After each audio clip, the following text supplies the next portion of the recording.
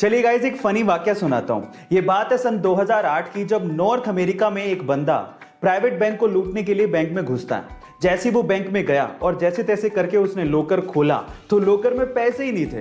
तो वो बंदा नाराज हो गया और नाराज होने के बाद उसने बैंक के मैनेजर पर केस कर दिया, ये कहते हुए कि जब वो बैंक में लूटने के लिए गया तो बैंक में पैसे ही नहीं थे और इसमें बैंक की गलती है और उसे बैंक से मुआवजा चाहिए। गाइस, क्या कॉन्फिडेंस लेवल पाया है। चलिए गाइस, इंडिया के बारे में एक और इंटरेस्टिंग सवाल मैं आपसे पूछता हूं। क्या पता यही सवाल अमिताभ बच्चन हॉट सीट पे आपसे पूछ लें।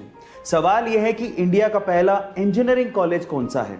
इंडिया में सबसे पहले खुलने वाले इंजीनियरिंग कॉलेज का नाम बताना है आपको। क्या आप जानते हैं? चलिए मैं आपको बताता हूं।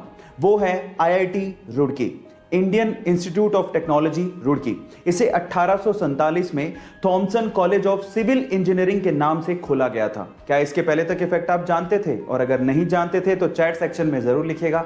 एक आम इंसान के दर्द को सहने की मैक्सिमम लिमिट 45 डेल होती है, लेकिन क्या आपको पता है कि एक मां जब एक बच्चे को जन्म देती है तो उसे लगभग 57 डेल के बराबर दर्द को सहन करना पड़ता है। और ये दर्द उतना ही है जितना कि 20 हड्डियां एक साथ टूटने पर होता है। अब आप अंदाजा लगाइए कि कितना ज्यादा दर्द होता होगा, लेकिन फिर भी एक मां सिर्फ अपने बच्चे के लिए इतना दर्द सहन कर जाती है। लेकिन मैं आपकी जानकारी के लिए आपको बता दूं कि जो महिलाएं गर्भावस्था में तितली आसन करती हैं, उन्हें अपने डिलीवरी के दौरान कम दर्द सहन करना पड़ता है। गाइस, इस वीडियो को उन माओं के साथ, उन महिलाओं के साथ शेयर करिए जो अभी मां बनना चाहती हैं या बनने वाली।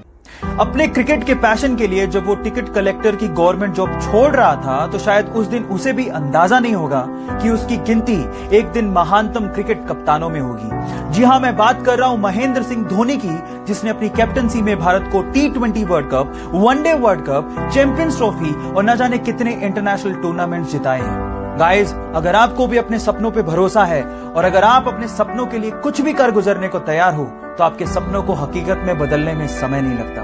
Guys, follow your dreams with passion. जब वो 25 साल की थी तो उनकी मदर की डेथ हो गई। तब वो एक बुक लिख रही थी। अफसोस की बात यह थी कि उन्होंने अपनी मदर को बताया भी नहीं था कि वो एक बुक लिख रही है। उसके जस्ट थोड़ी दिन बाद उनकी शादी हो गई, एक बच्ची हुई।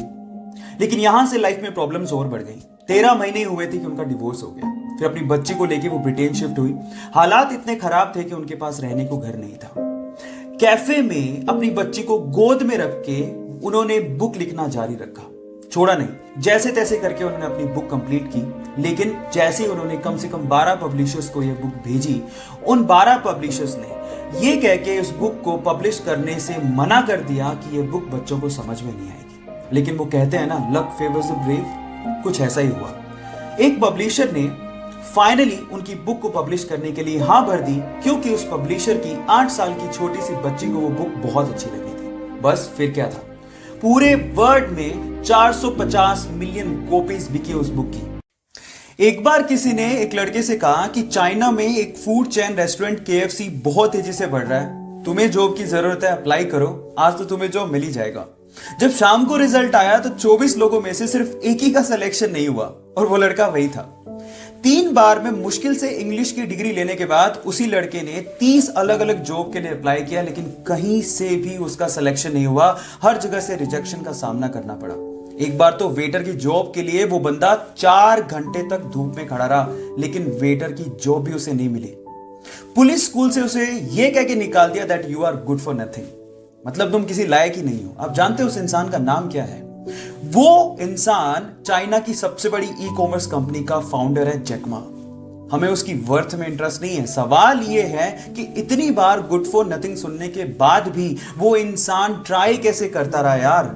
जब उनसे सवाल पूछा गया तो उन्होंने जवाब दिया, जब मेरे साथ वालों का सिलेक्शन हो रहा होता था और मेरा नहीं होता था, तब मैं अपने आप को बोलता था कुछ तो खास है मुझ में। Look at the attitude. और अगर आपका ऐसा एटीट्यूड रहा गाइस, तो मैं आपको गारंटी देता हूं जिंदगी में आप वहां तक पहुंच जाओगे जहां तक जैक मा पहुंचे हैं। So guys, stay motivated, believe in yourself, focus in you.